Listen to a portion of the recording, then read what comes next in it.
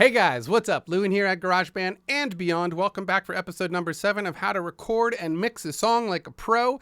Today, I'm going to be showing you guys the very final details that I do to my songs, the last step before mastering. I didn't want to do this on camera because it takes me several hours, so I just didn't really want to bore you guys with all those final details. So you're going to just see what I did instead of watching me do it in this particular video. So right away, I'm going to talk about a couple of things that I like to do. Mainly it's editing out, unnecessary chunks of recordings, right? So for example, in the middle of these choruses, for example, there's a bunch of dead air, between this ah and this ah, there's this large space here. I edit out as much dead air as I can. It does a few different things. It sort of keeps those signals, obviously dead silent if by chance something did happen that I don't hear myself, but you don't want to get released out to the world. So I edit out stuff that I, like this, just to be safe. The other thing, and I will do a little bit of this with you guys on camera, where I do edit out unnecessary breaths. I tend to not edit out every single breath of a lead vocal, and that's what I'm talking about, the breaths in the lead vocal.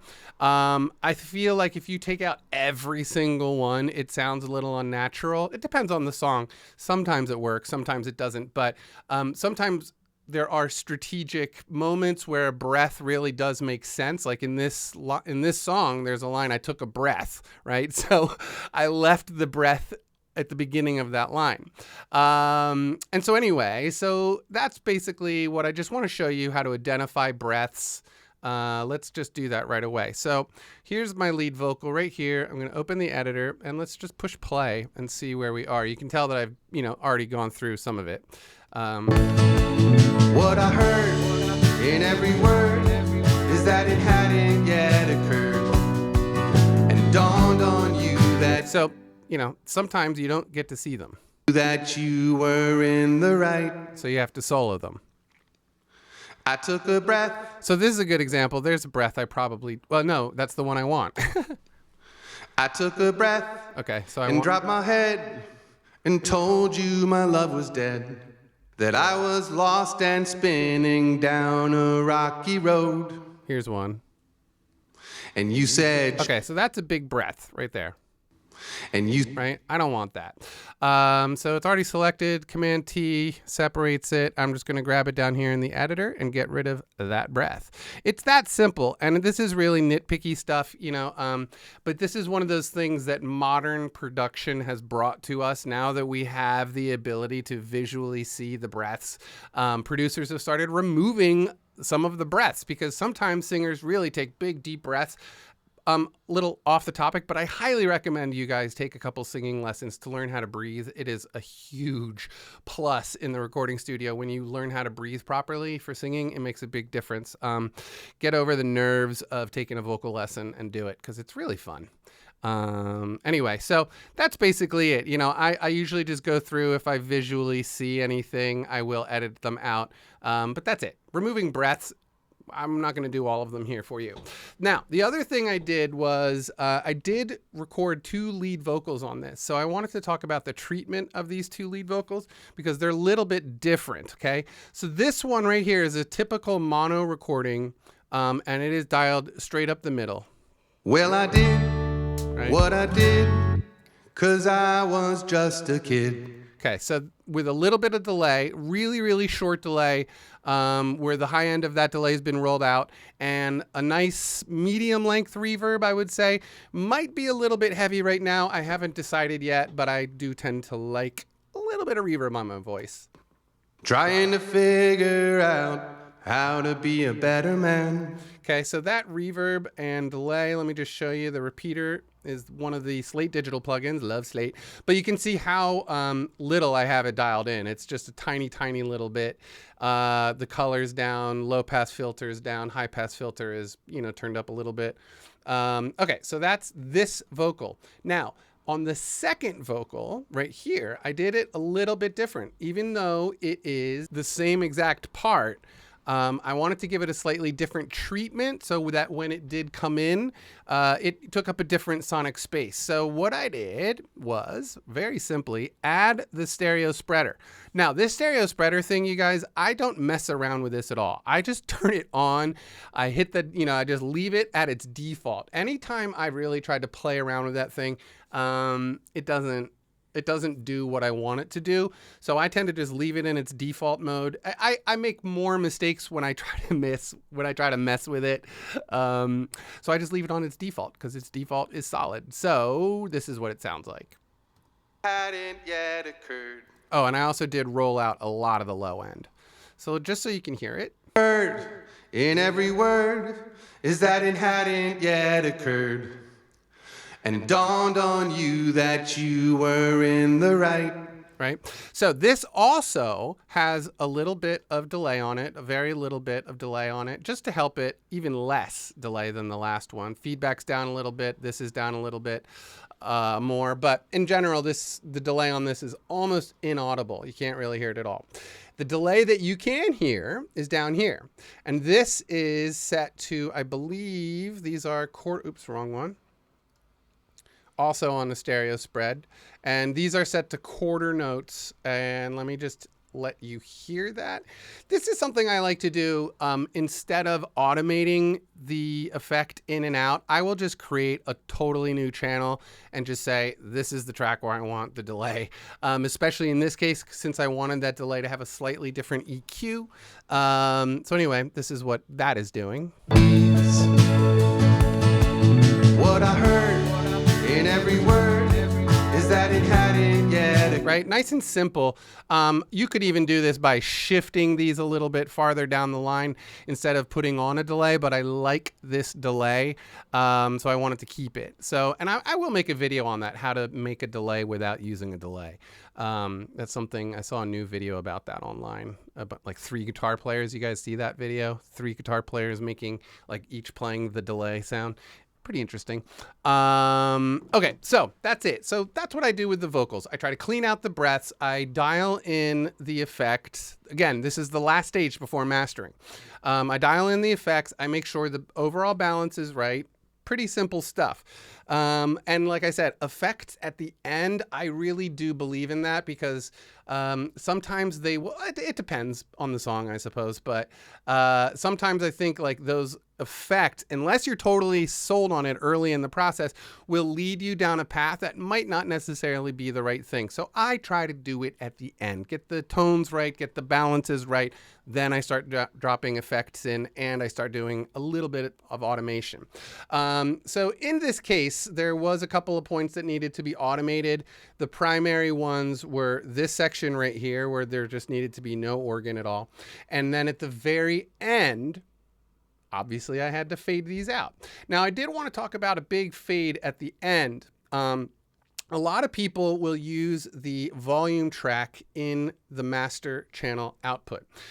Yeah, you can do that. And sometimes I like to do that if there aren't signals that have noise on them as their tone, as this actual signal drops, the noise doesn't come up. So like in my case, a good example of that would be the stadium spread thing. This is a high gain setting, so it has a ton of hiss at the end. So you can hear as the signal starts going away, the noise starts coming in. And so we got to fade that out.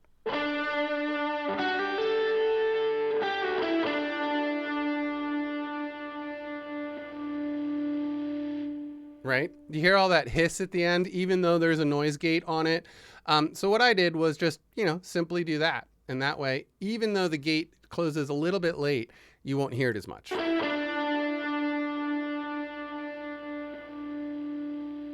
Right? Boom. It just starts turning it down. I could probably even do it a little more, but I don't want to lose too much of that ending of the note. But basically that's what's going on. Like the bass is a good example of something that does that, that has a lot of hiss at the end of it. So that's why I turned it down. And so this is what the ending sounds like now. Finally lost control.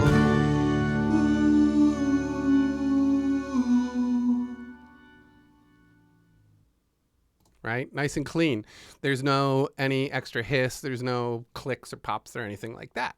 Okay, so The other thing, let's see, what was the other thing I wanted to mention? Oh, what I have in my master channel output right now.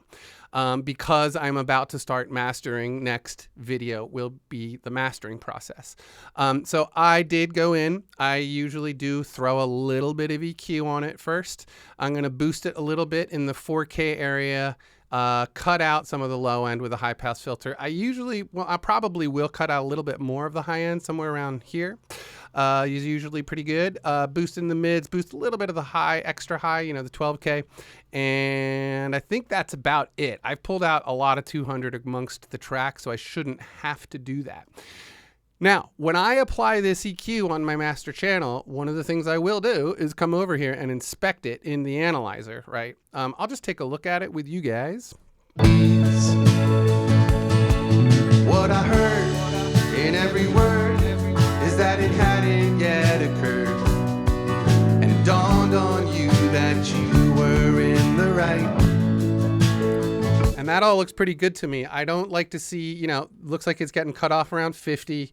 I took maybe a little bit below, but it's shaved off everything down there, and anything sort of close to 50, I'm not worrying about it. The low end is nice and off. And drop my head and told. So one thing too is when you're reading these, when you're reading these visual graphic representations of the equalization,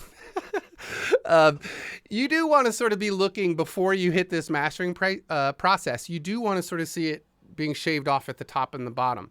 I tend to shave off a lot at the high end, more than the low end than some producers. I just like, good warm sounds, especially in a song like this. Not all songs get the same treatment, of course. But one of those things that I think a lot of amateur producers do is they really want to hear that crispiness. They want to hear that clarity, right? You have to be aware of the fact that A, not everybody's going to be listening through studio monitors, right? And B, most people's like car radios or whatever have some sort of preset EQ running, which is typically that rock setting, which is just the typical scoop in the U. So that means that EQ setting is going to be jacking up all that high end and all that low end. So one of the things that you're trying to do in the mastering process, and we'll talk about this more next week, is combat the consumer EQ that will be applied to your mix, 100% of the time, or what you'll call 80% of the time, people will be listening through that stupid EQ that everybody likes to listen to. So you just have to be aware of that, okay? So anyway, let's look at that one more time with that all in your minds. Told you my love was dead, that I was lost and spinning down a rocky road. You said, show me. Right, so you can see that there's not a lot of high end in it, okay? So I have now analyzed it, and I think we're looking pretty good for the mastering process as far as the EQ is concerned. The last thing I should show you, where am I? Okay, we can turn this EQ off. I like to use this little compressor before my mastering preset, which is this guy right here, and you'll be looking at this a lot next week. This is my favorite thing to master with. It makes life so much easier than all the other mastering presets or programs. This is totally just makes your loud mixer, doesn't give you a whole ton of new options that you can easily screw up your mastering with. And I've done that in the past. I've mastered songs and I've been like, that doesn't sound good. Like after I got the Slate Digital thing, I was like, oh, I might have overextended myself on that mix. So just be careful if you have one of those heavy mastering programs. Make sure you watch all of the tutorials that are available to you. Understand how those things work. But I think that's basically it, you guys. The final comb over between the mixing and the mastering is a total must do. You gotta go through, clean it up, get rid of those breaths that are unnecessary, get rid of as much dead air as you can, get your fades nice and clean. This is the final step, because mastering is all it's going to do is make your thing louder, a little beefier, a little tighter. It will bring some of the clarity out. However, what it will most definitely do is bring out all of the mistakes, right? So if there's too much reverb, too much delay, the fades aren't right, whatever it may be, mastering is simply going to exaggerate all of those little things. So then you'll have to go back and do them. And most likely next week, when I start mastering this, you will watch me have to correct a little bit here and there. But the point is that I've done the bulk of the work before I've got to the mastering process, and it makes the mastering process go that much more quickly.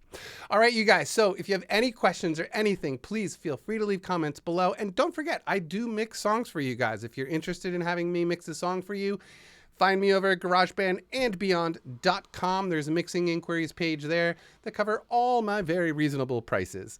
And beyond that, if you want to support the channel, please check out my Patreon page. I do give away, for example, any patron on my Patreon page can get free mix notes on their own mixes. You just send me a song, I will send you detailed professional mix notes on how to make your mixes better. That is personally my favorite reward on my Patreon page, so check that out if you're interested in that service. Otherwise, comments, questions below. Please watch all the other videos that are now floating around my head here, and I hope you guys have a fabulous day, and I will talk to you soon. All right, later. Peace.